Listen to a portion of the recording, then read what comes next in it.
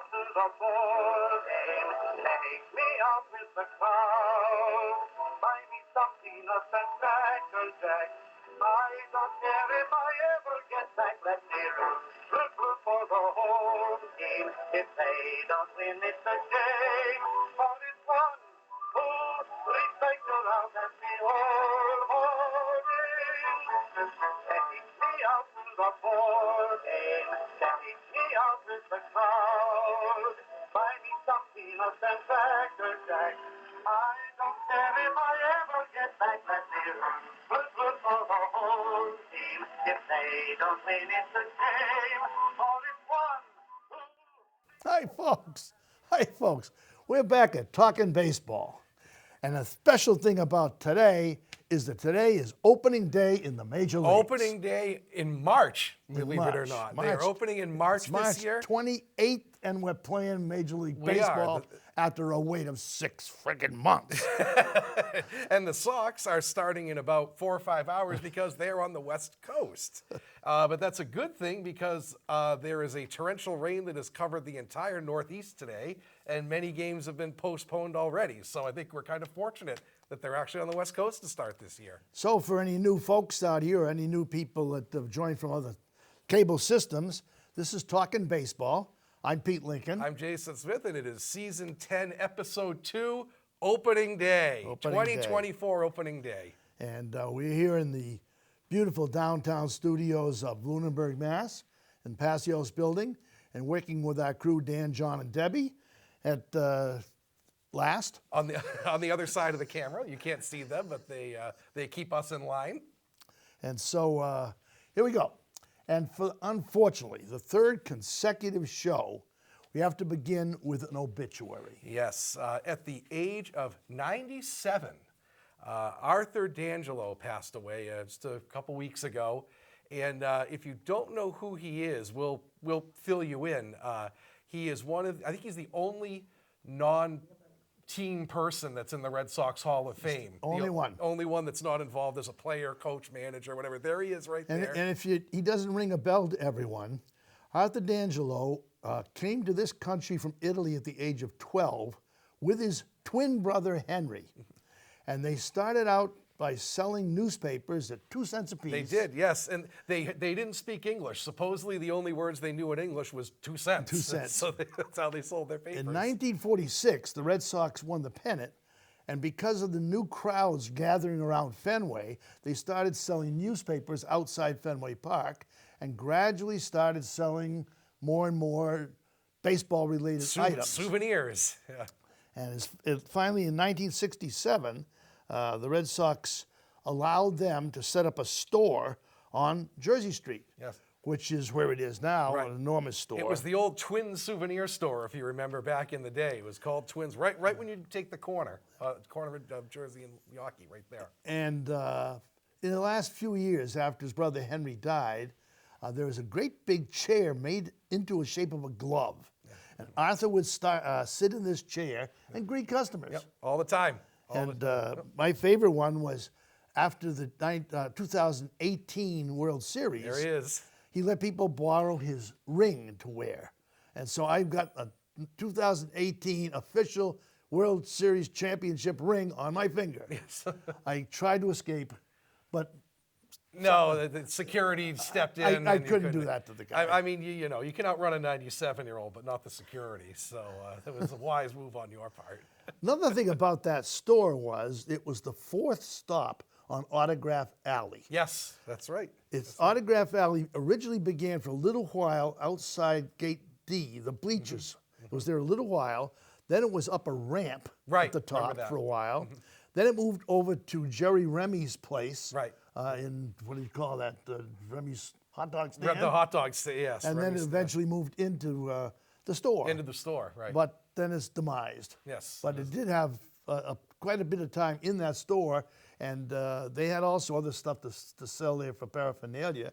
And I bought 2 official Red Sox seats from that store. They are in the house. Oh yeah, that inner store there. That's where they had all the one-of-a-kind stuff like the baseball cards and all the really expensive stuff that you could spend a few $100s on. But he was always there greeting everybody on the way. Most people didn't know who he was, but that's who he was. Arthur Great D'Angelo. Arthur D'Angelo. Yes. Absolute Red character. Sox legend. Red Sox legend. He sure was. Yeah, so like we said, he is the only non-player, coach, what have you, to be in the Red Sox Hall of Fame. Okay, so for the first thing we're going to talk about today is the return of the truck. Yes, right. We started last week having the truck give us a quiz, and it wasn't too successful on my part. But what the truck is going to do is to put up a photograph of a player from the 50s and the 80s, as she will explain, and we try to ponder it for about half an hour. Yeah. And you people at home see if you can guess it. And at the end of the show, she'll reveal that we didn't really know who we didn't know what we were talking, as usual. So we'll stop now for the truck. Hello out there in Talkin Baseball land. I'm the truck. My name is Debbie Lincoln, and I am related to the two guys you listen to every month. Pete Lincoln is my husband, and Jason Smith is my son, and we've been having fun since I can remember with baseball. So I've been backstage for a long time, and my role has been to keep these guys in line, and it's not an easy job. You know, these guys do everything. It's not scripted, but they have an outline, and I have to keep them to that outline. And that's a tough job because they go off wandering on all kinds of things and topics, and we have to keep them in the hour. And these guys, Dan and John, they don't have an easy job either because they have to bring up the pictures, and we have to keep them focused. So they decided to reward me with the ability to try to stump them. So they picked decades. Pete picked the 50s, and Jake picked the 80s. And now it's my turn to try to bring up pictures for them to guess. And they said it had to be position players that started in each of these decades, the 50s and the 80s. And this time it's the outfield. And last time they were a little miffed because they said it was too hard. And there was a little protest about one of them. And so this time I'm making it a little easier.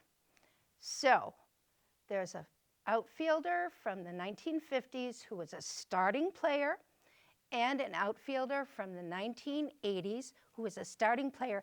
And you can play at home, and if you get them right, good for you. So enjoy these quizzes from the truck. And we're back. And we're back. So we were revealing the first of these players here. So we're going to start with you, I guess. That's mine. I'm going to say Marty Keough. All right. Because that's from the 50s. Okay, so then mine is from the 80s. So let's see who comes up here. Oh, I know who that is. I absolutely know who that is. So should I say it or should I save it? No, you have to save it. All right. We see it and ponder it. And then Okay, I'll save it for later, but Okay. I definitely know who that is. Usually I thought when she said there was going to be outfielders, Williams, Pearsall, and Jensen were the only outfielders of the entire 50s. Right, yeah, most of the 50s was those three But, guys. She found somebody it's else. clearly not one of those 'cause three. It came from her treasure trove of 59 tops. All right. We'll save the card till we did card talk show before. Okay. So ponder those at home, see how you do. Now, what the Red Sox did during spring training, I thought was fabulous. They played 2 games in the Dominican Yeah, this was fun. against the Rays. And it was from March 9th and 10th. The place was jam-packed full. Unfortunately, I think they had rich people there more than children, which is too bad. Yeah. But they played in a regular stadium. Big Papi and Pedro were there. Of course. And this is the statement that they put out why they did this. This series is an exciting opportunity to highlight Dominican talent playing in the MLB and encourage the already thrilling baseball culture and fandom in the country. The Dominican Republic is home to a variety of baseball and training programs at our DR academies. This inaugural series will continue to honor the players who have passed through these academies and have helped MLB teams win championships by celebrating the profound impact of Dominican players with our game and the country they call home. Well, that's really a noble concept. It really is. I love it because in case, if any baseball fan would tell you, baseball increasingly is becoming a Latin game. I mean, the influx of Latin talent is incredible, and the Dominican is one of the leading places where the MLB imports talent from. And like you said, Papi and Pedro are two Red Sox spokespeople who are from the Dominican, so it made all the sense in the world that the Sox would have a series there. And it's quite the contrast in the Dominican to the U.S., where sadly baseball has kind of fallen by the wayside for a lot of baseball youth for a variety of reasons. Right. And the Dominican, it's thriving better than ever. It's better than it ever has been. And unfortunately, the economic climate of the Dominican is not fantastic, as we know, and a lot of kids in the Dominican just see baseball as a way out. That's right. It's a way to get out of the country and to earn a living, because as we said before, it's a business. It's a job to these people. Where would Big Papi and Pedro be without baseball? Right. They would still be. They'd still be in the Dominican. Doing just manual labor. Right, exactly. And I read Pedro's biography, and he came from a family of mango laborers. Yep. So he'd probably still be doing that without baseball. And American kids don't have that drive. No, they don't. Because, when I was a kid, everybody played baseball because there was nothing else to do. Right, yeah, right. There was no TVs. Right. There was no cell phones.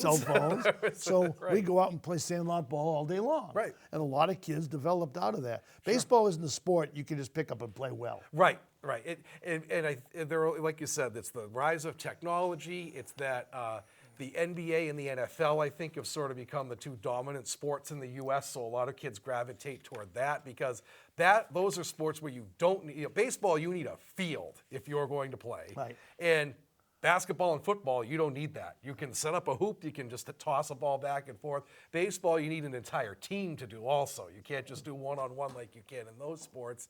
And so the American baseball interest with the kids, sadly, is not there the way it is in the Dominican. And you know what?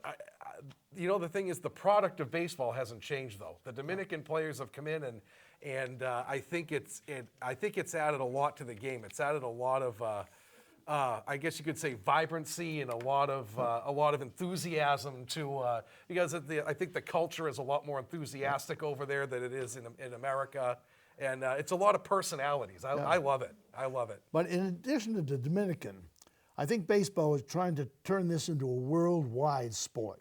The Red Sox played in Germany a couple of years ago. Right. And there was just a series recently for 2 games that actually counted between the Dodgers and the Padres in Korea. It was great. I turned on the TV at 8 o'clock in the morning, and there was a game going. It was fantastic. We should have that all the time. I love morning baseball. And they counted. They were like when the Red Sox went to Japan a little while ago. They were 2 real games. Right. And like we said, there's been an influx of players from the East, Japan and Korea and Thailand and all, and they're trying to recruit. The big 2 players were Ohtani and Yamamoto this offseason. Right. So it's and I think it's fantastic that it's become an increasingly global game. I'm all for that. Completely for it. I think the best possible players you can get in the world just makes the sport better. Of course it is. That's and they have a World Series. It should be the world. It should be the world, of course. So let's start hitting up. Let's see the Middle East and Africa and South America for good players too. Keep spreading it. Okay, next thing we're going to talk about. Baseball was dismayed this past year.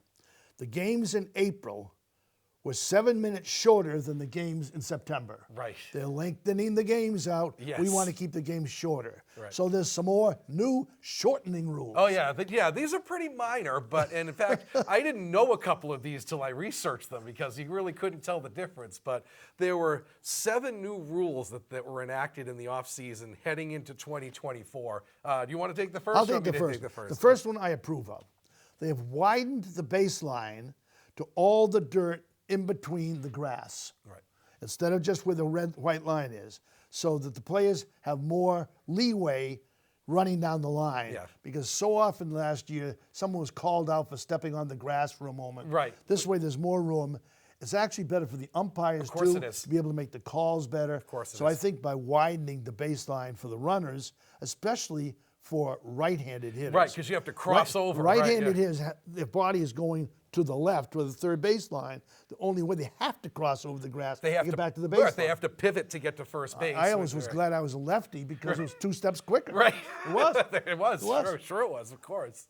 So that's a although Angel Hernandez will probably still blow the calls, even though it's supposed to benefit the umps, but we'll see how that goes. So the second one you may not notice, but they again shorten the time between pitches with runners on base. Now, if there's no one on, it's still 15 seconds. Right. But with a runner on, it was 20 seconds. It's now shortened to 18. 2 seconds. 2 seconds. 2 seconds. 2 seconds times 50 is almost a minute and a It's half. almost a minute and a half shorter. Oh my Shorter. God. You're going to beat the traffic. Oh yeah, minute and a half less to buy hot dogs, I guess. But so you may not notice that, but that is a rule change, the 2-second change. Another thing they've done is shorten the distance of time, lessen the distance of time between the time the relief pitcher steps out of the bullpen and arrives and ready to pitch. It was 2:15, now it's 2 minutes. And thank goodness we don't have Smith anymore. I was just gonna say, my God, Lee Smith would Lee be Smith. getting a would be getting a penalty every time he stepped on the field for that. If you remember, he was with a bunch of teams, with the Sox a couple of years. Lee Smith was the slowest human being on the planet. He would sort of trudge in from the bullpen and hand off his code and take forever. Anytime I saw him coming out of the bullpen, I went to the bathroom. Oh, I knew I wouldn't miss a pitch. And you could have gone 3 times and you still wouldn't have missed the pitch. Oh my God. He was great pitcher, Hall of Famer, just the slowest human being on the planet. So it's down, we say 15 seconds. There's 15 seconds. So now we're up to 2 minutes a game when you add that to the So far, so half good. far. They've also reduced the number of mound visits from 5 to 4. That's pretty insignificant. I don't remember any games where teams were even close to the 5, so I don't think that's going to affect anything. And mound visits were pretty much a delay tactic anyway. There wasn't a lot of strategy to them, although they did say that a visit from a defender on the field does not count towards that. Right. So if the shortstop and second baseman come over to talk about defense with the pitcher for a little while, that doesn't count. It's someone from out of the dugout. I meant to look this up, but I don't think back in the old days they had mound visits at all. Not many. I don't Not think many. I don't remember somebody like Connie Mack Yeah, right. in his suit walking out to the mound. Right. So I think this mound visit thing is sort of multiplied Right.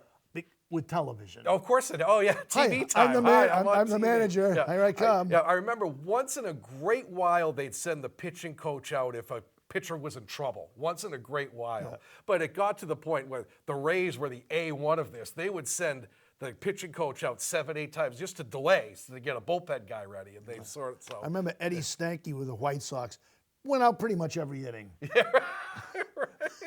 He got a lot of face time. He did.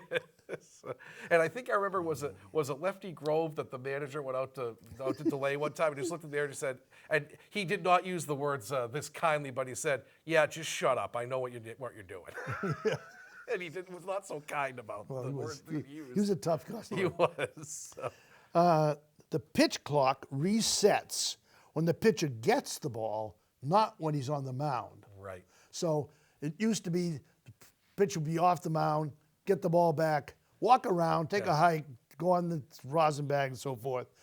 As soon as that time clock, he gets the ball, then the time starts. Then the time starts. So he can't dawdle or he can't pause. Mess around and delay the game or whatever. That could be considerable time. Yes, I think that's a good rule. I like that one. This one came about because of the World Series. Now, what happens is if a pitcher has warmed up, coming into an inning, you cannot take the pitcher out until he has faced a batter. And that happened twice in the World Series where they sent a pitcher out to warm out at the start of an inning, and then the manager pulled them because they were just trying to get another reliever ready to come in. You can't do that anymore. The pitcher has to face at least one batter after warming up. And of course, that is beside the 3-batter rule. You know, if he's just coming in, he still has to face the 3 batters. Yeah. But if he's starting a second inning, he still has to Right. face the 1 hitter. Or any time, as long as he comes out again. Right. Because what they do is pinch hit. It's a lefty-righty deal. Yeah, and they So have that a makes- guy warm up, right. and they bring in the next guy, and Yeah, everybody just exactly. kind of farts around for a Exactly. while. Yeah. So. And the last one just happened during a spring training game. The second baseman no longer can block a runner with his leg sliding into second base. Right. And believe it or not, that's actually to benefit the runners more than the fielders. Right. Because the runners were pulling up as they were sliding because they didn't want to get called out or hurt the guy, and they were injuring their ankles. So anything that prevents injuries, I'm fine with that. Because if you remember in the old days, when they were getting a throw, the second baseman used to like kneel in front of the bag so the runner couldn't get to the bag. How many players or fielders got hurt that way? Oh, of course. Oh, absolutely. Yeah. Pedroia. Oh, but yeah, right. Yeah, exactly. Pedroia was a number you have one to example. stay out of the way Right. and come at it from behind. Right.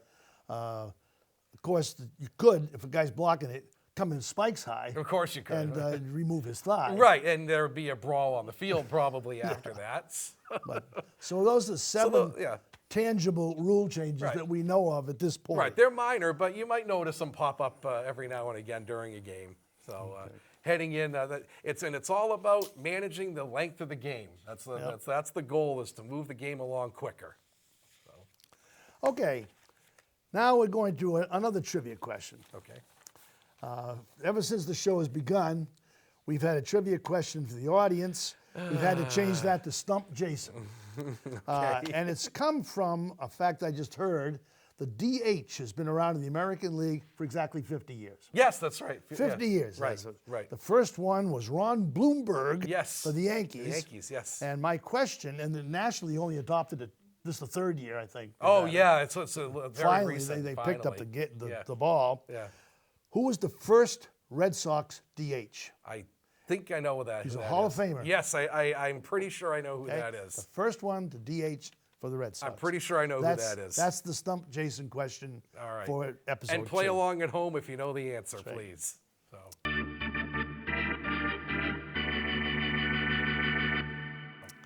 All right, it's time for our Fenway Memories. Fenway memories. Okay. What we've been doing for many years now is we've been to so many games, involved in Fenway Park so much. We thought we'd share some of our experiences with you. Some of our good stuff. Different things, and there's a lot of interesting stories that have Because happened. you never know what you're going to get when No. you go to a game. It's you could see something that has never happened in the history of the game when you go, and that's what's cool about this sport. So am I going So first? you're gonna Am I- go first. Okay. Okay. I thought I would talk about, because as we're talking on opening day, there have already been several rainouts because of the torrential rain that has covered the Northeast. I thought I would talk about the worst rain delay that I ever experienced during a game.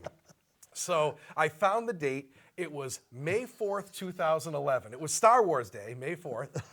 And the Red Sox were taking on the Angels. Now, if you remember, in the unbalanced schedule days, the teams outside of the division came to Fenway once per year, and that was it. You played them one series on the road, once at home, and that was it. right. Well, May 4th, 2011 happened to be the last time all year they were playing the Angels. So the game starts, and to tell you how long it dragged out, Josh Beckett versus Irvin Santana. Two real quick workers, let me tell you, those two guys. So it was sort of misting all during the game, all during the start of the game, and in the 5th inning, it just started downpouring. Of course, the 5th inning was about 9 o'clock with those two working, and it just poured, and kept pouring, and kept pouring, and kept pouring, and my wife and I were in the stands, and we said, well, what are we going to do? Are they going to call the game? Because it's the last game it's the last time they play all year. So they're going to are they going to wait it out? What's going to go on? 3-hour rain delay that game, okay? And it's getting towards midnight, and stupidly, I'd never do this again, we took the train in. Oh, And it's getting to the point, and the trains close at 1 o'clock. oh, they announce it. Yes, they announce it. They say last train is Yeah. leaving in half an hour, and we had parked at Tufts because that's where she was working then. So we had to take the orange line to the Tufts stop, and we said, well, Christ, we're going to miss our train if we don't leave now. So it was do or die. It was either go home and catch the last train, or stay at the park and if they started, how the hell are we going to get home? We'll figure it out then. So we did. We took the train home. We said, we don't have any choice about this. Maybe they'll start the game. Probably not. As we got to the car at 1:45 in the morning, they restarted the game after a 3.5-hour rain delay. So we were driving home at 1 o'clock in the morning listening to the game.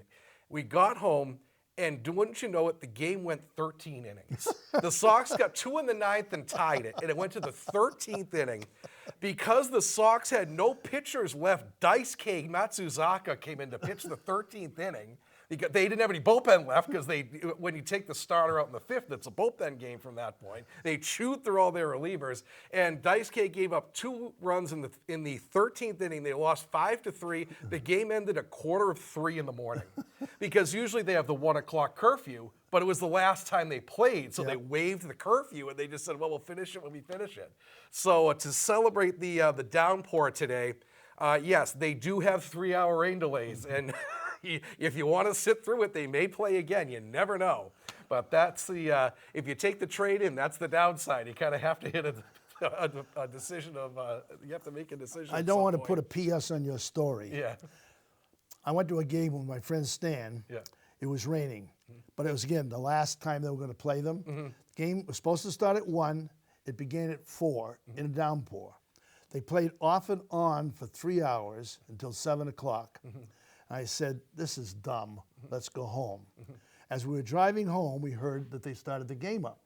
So we went down to a Chinese restaurant for a few pops in Leominster and watched the game end at 9 o'clock. Oh, my God. We came home, and my family said to me, how'd you get home so fast? The game lasted 8 hours. 8 hours. And by the end, the infield was just a puddle. Oh, just mud. It was Just mud. But they had to play the game.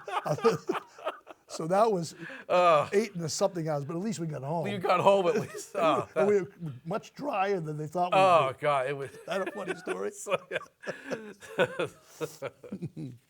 Okay, well, my Fenway memory has 2 parts to it.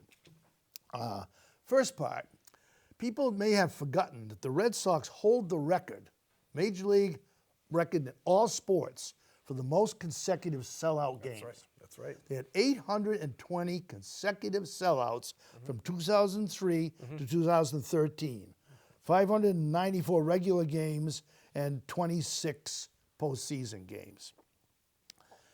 Well, in 2004, Deb, my college roommate, and I got 3 seats in section 21 near the back of the stands because it was tough to get seats. After we sat down, we decided we should probably go to the bathroom. So Carl asked my wife if she would get him some French fries. Okay? We came up, went to the bathroom, and went down, and I looked at the section, and there were 3 seats empty in the same row. So we sat down. She wasn't there. We were waiting for her to come back with the French fries. And we waited, and we waited. 2 innings passed. Oh, no. 3 innings passed. Oh, no. I thought at first she probably ran into somebody who was just chewing the fat. I started to get kind of worried. I said, what's going on? So about the 4th inning, I actually went down to the first aid room under the stands and said, is there anybody named Debbie in here? And there's 2 guys sitting in there said, what? Nobody here. It was cold in there because it's a cold room. Right. She's probably standing up somewhere away from you guys. So while I was gone down there, Carl had gone to get some French fries because he'd never gotten any. He'd forgotten where we were sitting, so he took the ticket stub when they had ticket stubs. Right. He took his ticket stub out and looked at it and went back and found that she was sitting in section 21 and we had been sitting in section 20. Oh, shit. So when I went back and sat down, they were both gone.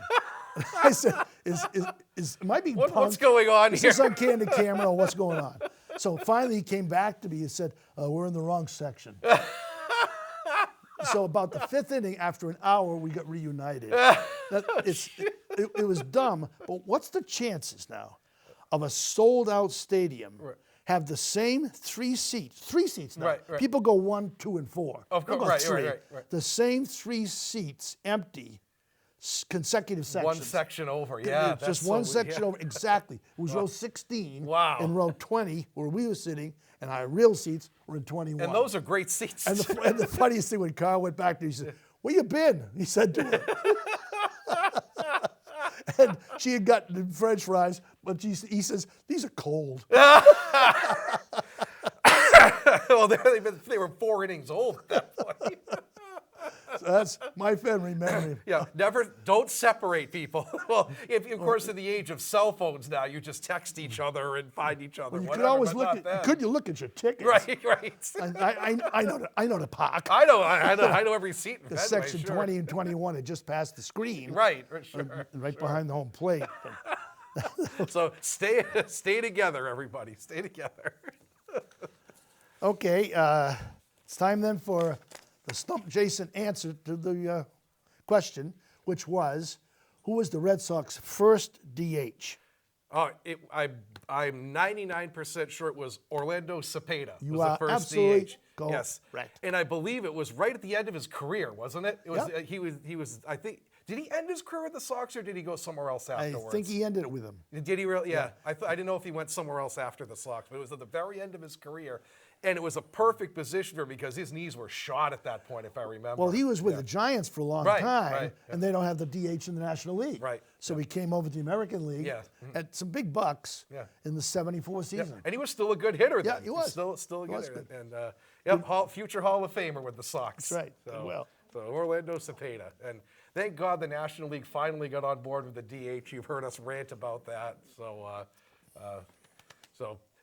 congrats Orlando on the Hall of Fame induction. Yet another Sox you can add to the pantheon. At this time, we present another visit from Sully. Oh, let's see what Sully has to say.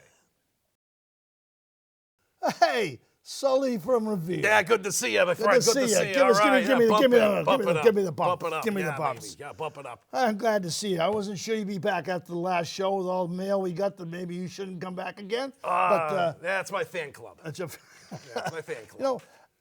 but from Revere, but I've got a question I've got to ask you. Yeah. Why'd you leave Revere? I try not to. I try not to. In fact, let me tell you what happened here. Remember last time I was gainfully employed? Well, I was that bodyguard for Coldplay. Okay, so what happened is that crazy wife that Chris Martin's got, she sells those candles. They smell like, well, you know what they smell like if you know who she is. No, I don't. And, so being charitable, I bought a dozen of them, and he didn't like that because he didn't want me buying a dozen of what the candles smell like around the house. So I got fired. So now I work at the Dunks in Revere on Revere Beach Parkway. I never have to leave Revere at all. I went in there, I walked in, they said, "Do you not give a crap about customers?" "Yes." "Do you care if you screw up an order?" "No." I said, "Great, pay me in scratchies, we got a deal." So now I just annoy everybody on Revere Beach Parkway at the Dunkins. Speaking of scratchies, I understand that you're really into the NCAAs. Yeah. You got a favorite to pick this year? I picked UConn to win all the way. You go with the easy I one. went with the chalk this year, although I was rooting for Yale, and they did pull off a game because, Yale, they got the best cheerleader. Sully likes his women smart, but Yale won their one game, and they got out, and that was it. So now I'm rooting for UConn. UConn, huh? You a Husky? I'm a Husky. Oh, look at me. I am Husky. Yeah. My Dunks keeps me Husky. Yeah, you know what I mean. Well, during this show, we're going to be talking about some of the new rules for shortening games. Do you think games should be short? Oh, no. Longer games for Sully. Keeps me occupied. Keeps me off the street. I tune into a game and it's 3.5 hours instead of 2.5. That's an hour I don't have to worry about getting in trouble because I'm home watching the game. So longer games for Sully. Make them all 16 innings. I don't care. Keep them longer. Okay. Forget the rules. All right. That's good. The one thing, though, I heard a rumor, and I hope it isn't true, but I heard a rumor that you've been dealing with a translator for Otani. NDA. I can't speak about that. No? No, I'm not allowed to go on record about that. I have a connection in Japan. I cannot share his name. Can you speak Japanese a little bit? Mitsubishi? A little bit. Just enough to get by. Okay. Well, I'm glad you could stop by and see us because we need some comedy on this show. That's what I'm here for. But I want semi-serious question for you. What do you think of Cora? Do you think he should stay on this team or not? I like Cora. I think he does a pretty good job, but honestly, they haven't renewed him. I don't think he'll be back next year. I think they're cleaning house. They're going to go with Bailey or somebody like that next year for manager, but I do like Cora. I think, let's be honest, at the end of last year, he put on a little weight. He was looking like Sully last year a little bit, and I can say, hey, that was a professional athlete right there. So am I. So I kind of like Cora, but I don't think he's going to be here very long. Oh, okay. Well, today, is opening day. It is. It's actually opening night. It is. The game is starting at 10 o'clock at night. Even better for Sully, the night owl. See? Even better for me. Okay, so you're going to stay up right through the I'm whole going to game. stay up and watch every damn game tonight. I don't care if they go till 3 in the morning. It's open. It should be a freaking national holiday, people, okay? They should give people, stay home from work, watch your baseball, and you'll be good to go. Well, hey, Sully. Yeah. Oh, and I do have one more thing coming up. A little rant from Sully here. Yeah. You know they're voting for the Rock and Roll Hall of Fame right now? Yeah. Let me tell you something. Okay. The fact that Ozzy freaking Osbourne, the Prince of Darkness, is not in yet, it's a freaking crime. Let me tell you. Crazy Train, Bark at the Moon, I mean, come on. And Foreigner feels like the first time. Come on, man. How is Foreigner not in the freaking Hall of Fame right now? Come on. So get your votes and none of this Mariah Carey froofy stuff, okay? Ozzy and Foreigner should have been in a long time ago. So vote accordingly. Okay, well, if you're not in prison next time, stop by again. I'll be here. That's I'll a be deal. here. That's Bump a it deal. up. Bump Bump it it up. up. Take care. All right. Take care, everyone. Oh, Sully just keeps us entertained here, doesn't he? What a guy. I'm so glad we stumbled on this guy. You couldn't ask for a better sponsor spokesperson than Sully. It does. Really. And I really like his taste in music. Oh, yeah. He has an extraordinary taste in music. I agree with him on all those fronts. So, thank you, Sully. It's good to see Sully here. Yeah, it's good to get some outside perspective from the studio. That's right. So. Well, now we finished with that. It's time for the truck. to present Yes. The truck's photos. All right, let's see how we did And see here, if we folks. can, All right, after pondering these, and let's see how you folks did at little bit home, of of course, time. too. I'll honestly admit I do not recognize him, but I'm going to guess Marty Keough. It's the only one. Hey, yes, there you go. All right. How about that? All right, great. Actually, Awesome. it's not fair. If you look through the outfielders from 1950, 1959, the Sox had about 9 different guys. Yes, yeah, It started, right, yeah. it repeated over and over and over and over again. Right. Oh, great call on that one. Phew. Marty Keough, great. Okay, Saved. awesome. Redemption from last time, right? Okay, so let's see. Next is mine, right? Now, I absolutely know who this guy is. This is Ellis Burks. Great center fielder. Remember when he came up, he was hyped as the next big all-star for the Sox, and he had some good but not great seasons, actually, where he had some great years with the Rockies. That's right. He went to Colorado and sort of revived his career, and then at the very end, he came back in 2004 Yep. for one season, and Right. he got a ring for coming back That's in right, 2004 with that's the right. Sox. But Ellis, my man, we Ellis, my man. used to call him out in the bleachers. He's a good ball Ellis- player. He was a 5-tool guy. Yeah, he he had was. power, he had speed, he had everything, and it's sort of a. Like I said, he had a good but not great. He's in that good but not great pantheon of players. Very good but fielder. Very good Very fielder. good fielder. Yes, and I'm glad they brought him back to get a ring. That was a very classy move on their part. The only thing I remember about him negative is he had an attitude. He did, yes, a little He bit. did, Yes. he did have an attitude. but, Right. I mean, attitude toward the black players in Boston, I think, had diminished quite a bit by that time, but he still felt it somewhat. I think he did. I think that's fair to say that there was still, even today, there's a little bit of lingering feeling of that about the team. But you're right. I think there still was some of that in place. And He was not cordial with reporters, Right. with fans especially. Right, but, right. He was a very good ball oh, player. of course, yeah, absolutely. I think he went to Cleveland for a while too, when he was with the Giants, I think, for a year or two. He kind of bounced around towards the end. I've before always he had went back this to the theory: Sox. once somebody leaves the Red Sox, I don't care where they go. Unless I it's don't to the care. Yankees. If it's the Yankees, then I hate them. Right, exactly. If they go anywhere else, I don't Yeah, know if 'em it's in anymore. Colorado, Yeah. who cares? Go have a good time. Right. Verdugo is going to have bad feelings. Have you seen him lately with the shaved. he's shaved and he can't wear the chains anymore? Looks like a totally different They- person. the Yankees have a rule: no facial hair and one shade. One shade. You can wear one shade. That's it. What's that song? One shade don't break my free, something like that. But he looks about 15 without the beard. It's weird. So we'll get to see him come back to Fenway this year. Sooner or later, somebody's going to rebel. Oh yeah, in New York. Right. Well, because they could have mustache. Remember, Mattingly had the mustache, but you can't have a full beard with the But Yankees. it can't be a Fu Manchu or Rolly Fingers. Fingers yeah, thing. right. So they sort of shave it down to this little. Oh, we've been told by the truck that Cepeda went to the Royals in the last year of his career in '74. So he had 1 year after leaving the Sox. Oh, good to know. God bless the truck. The truck hooks us up when we're not sure. But we redeemed ourselves with the pictures. We can't make up everything. No. So, some viewer is going to call BS on us at some point during the show, right? Okay.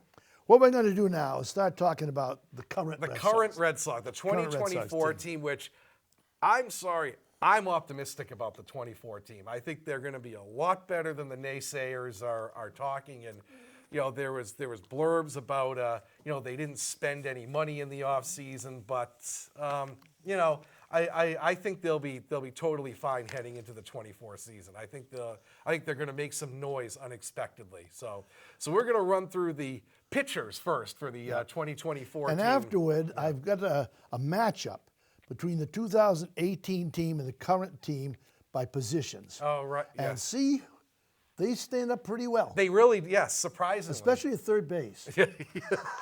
That they do. Yes, that they do. Yes.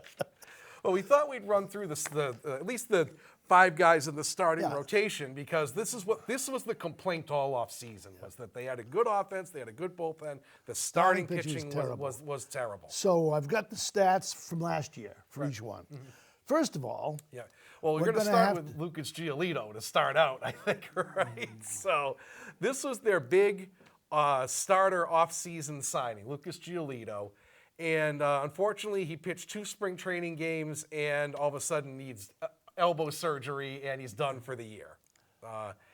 imagine that. They signed their one splurge in the offseason. One splurge. And he lasts until February. Right. And he's not going to help us at all And all season. All season. And I think there's an option for next year, but they'll have to figure that out. But I think we talk about this all the time. Giolito is exhibit A of you never pay too much for pitching because you never know. Nope. There were 6 starters in all of baseball who started 30 games each of the last 5 years. One was Giolito, one was Cole, and Cole might be done for the year too. You never know what you're going to get with pitchers. I feel so bad about Cole. I'm heartbroken. He's such a good guy. Yeah, you hate to see that happen to such a good guy. I know. And on such a good team too.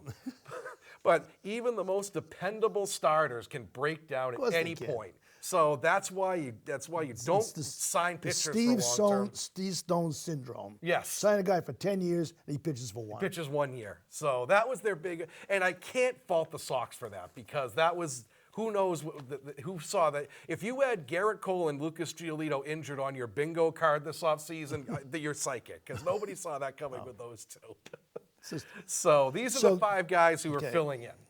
Number 1 and the starter, and he's going to be pitching in about 5 hours. Yes. It'll be after you see the show, but before we do, is Brian Bayo. And a little note about him.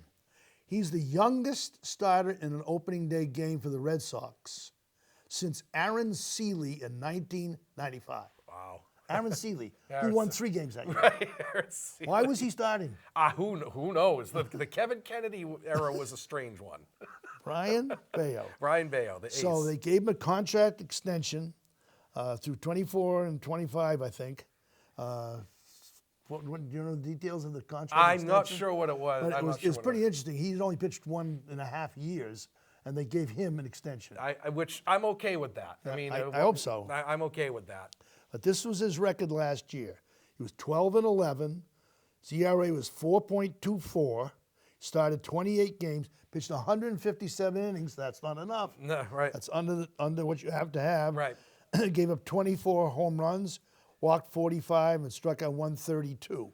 That's workmanship. That's, of course it is. And I think I don't know if he was tired or something. He had a bad September. He was rolling right along for a little while. In his last 4 or 5 starts, he really crashed. So does that mean he tires out every year, or is that just a fluke? Or we'll see. We'll find out. 6 years, $55 million was the extension for Bayo. We've 6 been told by years. the truck. Yep. So, but he's 24, so they have until 30. Well, he's the youngest starter. He's the youngest starter, right? Next year, he could be the next youngest starter. But they essentially have him till he's a free agent. That's what that means, that's right. because that's when he hits free agency, is about age 30 anyway. So it's a gamble, but I'd rather gamble on a guy hope who's so. 25 than a guy who's 30. The thing that bothers me about him, he's not a very big guy. No, he's not. No. And pitchers more and more are big people. Right.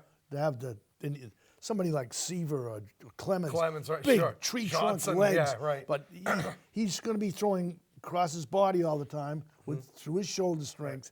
Well, I think what's going to benefit him, excuse me, is that if you notice, the pitching coach last year was Dave Bush. Yeah. Excuse me. The Sox had a problem last year with the pitchers, and I called it the take two and nibble approach.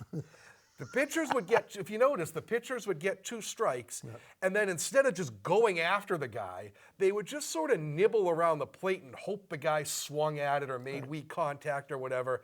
That is not Breslow and Bailey's mentality. Breslow and Bailey want you to go right after the guy, and I think that hurt Bayo, and that may be why he was sort of worn out, because he had a lot of games where he was like 80 pitches in the 4th inning because he was just sort of nibbling around the plate. So I think that's going to be a huge difference this year with him. Well, we'll see. Yeah. The number 2 starter is a veteran, been with him quite a while, Nick Pivetta, Nick Pivetta, yes. who also had streaks. Yeah. He was hot one place, not so hot other places. Right. He was 10-9 last year, 4.04 ERA. He started only 16 games because he's out for a while. Right. And he was in the bullpen at the beginning of the Little year bit. and before he came back in the rotation. And again, right? 142 innings, that's less than 162. Right. He did have a lot of Ks, 180 Ks. So we'll see. He's going to be the number 2 starter. He is. And probably the greatest heist of the Chaim Bloom era was the Pivetta trade for, who was it? Hembry and another reliever. I forget. It was 2 pitchers that he got in exchange Well, for the truck Pivetta. can check it out. The truck can check it out. I know it was Hembry and another reliever. And that was a heist from the Phillies. So one of the good things Bloom did for his legacy. The third was the one I'm most excited about. Cutter Crawford. I agree. Except I don't like his first name. Well, he's not. He's better than Steve. Well, let's hope he's better than Steve Crawford. at Cutter least. Crawford. I mean, it's announcing your pitch. Right.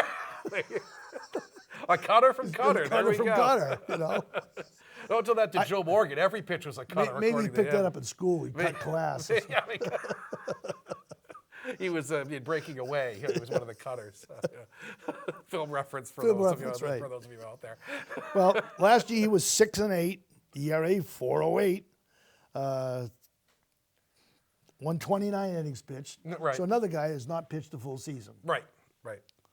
He's looked great in spring training. He had a fantastic spring, and even he had a little bit of trouble in that start against the Braves. But even then, it was he had some soft contact that fell in. Right. They didn't hit him very. So we've been told that it was Pivetta for Workman and Hembry. Workman was the guy I forgot about. I knew it was Hembry. That's right, and Cash, of course. Yep. Cash. So that was thank you, Chaim, for that that trade, because we still have Pivetta here. So. Number 4, another guy with a strange name, Tanner Houck. Tanner Houck. Tanner Houck. He's a glove. He's gloved. It's glove Tanner.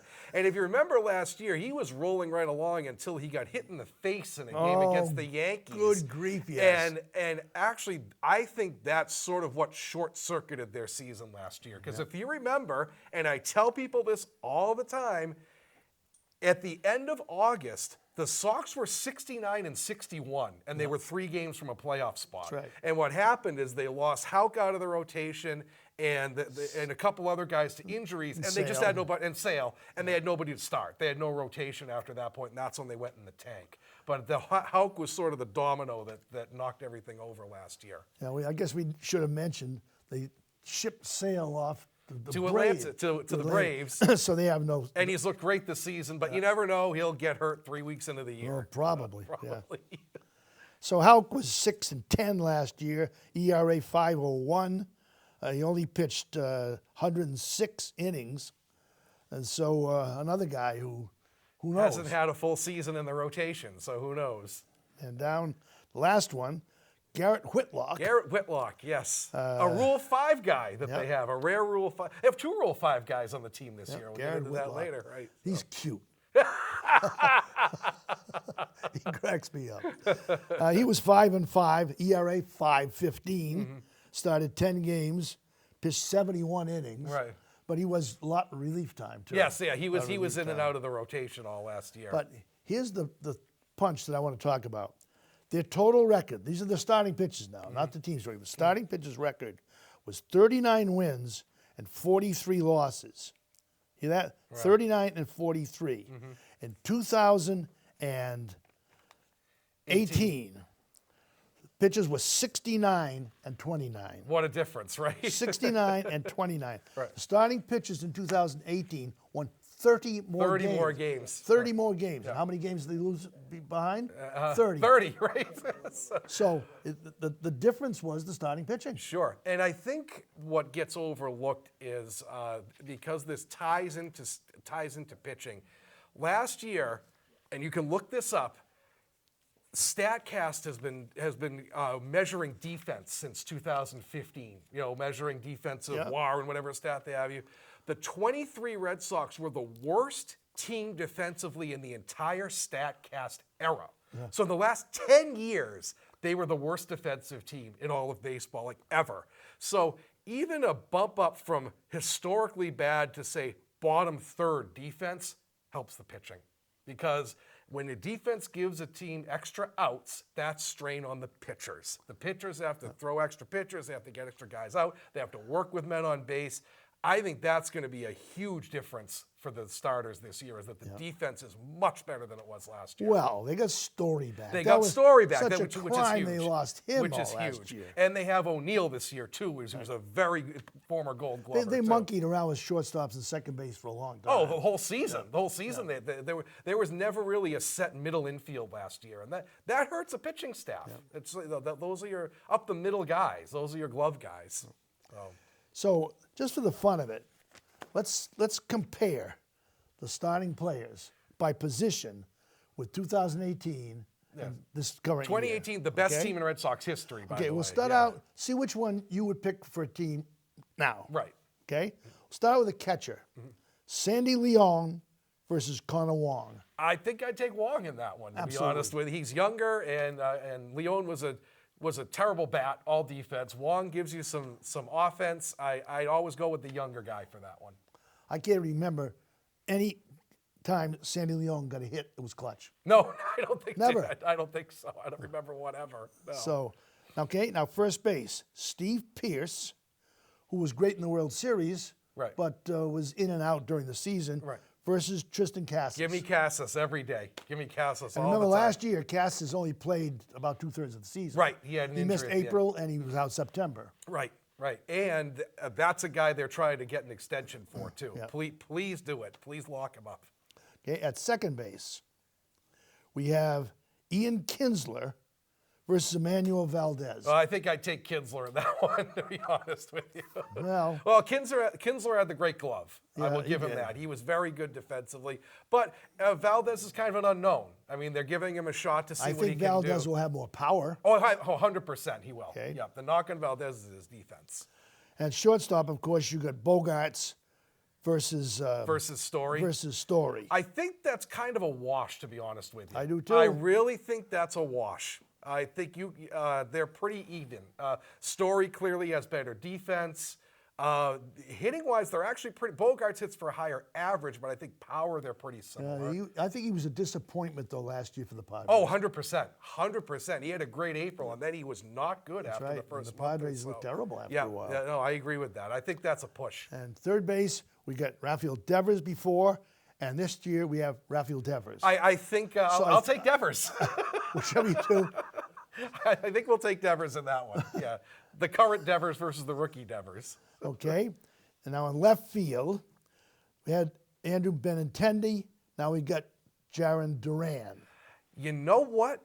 I'd actually would take Duran in that because I think there's more upside. I think Benintendi was kind of a disappointment, to be honest with you. At the end. Yes, he had a very good year in, was it 16 or 17? He Yep. had a very good year, and he sort of faded. He sort of fell They off. shipped him off. Yeah. He went to the Yankees. And didn't do much disappointed. there. Went to I think he's with Kansas City now. He is, yeah. And Duran, he has a ton of upside. I mean, he turns singles into doubles. He's a distraction on the He's certainly bases. faster than Benintendi. He sure is. You know, the defense will remain to be seen, but I would take Duran in that, to be honest with you. Okay, now in center field, we got Jackie Bradley versus Tyler O'Neill. Well, O'Neill to me is an unknown. yeah, exactly. And Bradley to me is probably the best defensive center fielder I've ever seen. Clearly with the Sox, he's the best. But he just couldn't hit. And when you have the 18 team, we've talked about this, and you have a juggernaut offense, you can hit a guy like that ninth and be fine. Right. But if your offense is not a great offense, that's a liability. That's right. So, and I always think defense is underrated, but Bradley got to the point where they couldn't tolerate his bat anymore. It just got to that in point. 2018, he had that great series. Of course he did, right? Yeah, but he only got 3 hits. yeah, there were three enormous hits, but it was 3 hits. 3 grand slams or something. Right. It was only 3 hits. Right. So I think that's sort of a push right there, to be Yeah. honest with you. And then in right field, there's no question. Mookie Betts Versus Rafaela, right? Rafaela. Yeah. Well, Rafaela again an unknown, but I mean, We'll give him Betts. We'll give him Mookie. Yeah. who I think is on the verge of being a superstar. Oh, 100%. He's 100%. done. What do you have? 6 RBIs in his first game in Korea. Yeah, he did. First Yeah, he game. went nuts. Yeah, he went nuts in Korea. So we'll give them bets. But I think that the point is that person for person, we stack up okay. it's not a lot of offense. difference. It really isn't. In the position players, it's really not a. It comes down to the pitching staff. You know, I mean, yeah, of course I'm going to take. Of course, I'm going to take Sale and Price in that 18 rotation over these guys. Yeah, But that's a given. And I'm sorry, people. Bullpens, you never know. right. I mean, they have Jansen and Martin at the end, but every year it happens. Some guys who they depend on and they say, oh, they're going to be good in middle relief, get hurt, aren't very good, and then other guys who you never heard of come in and they just click. They just thrive in that role. Like Yeah. Mike Martin last year was the best relief pitcher in the majors. Right. Before that, he was sort of an unknown. He was a good setup guy, but he wasn't an all-star or special. anything No. like that, So right? you can't tell. Right. So you never know with bullpen. I don't think you can judge a bullpen till about Memorial Day, to be honest with you.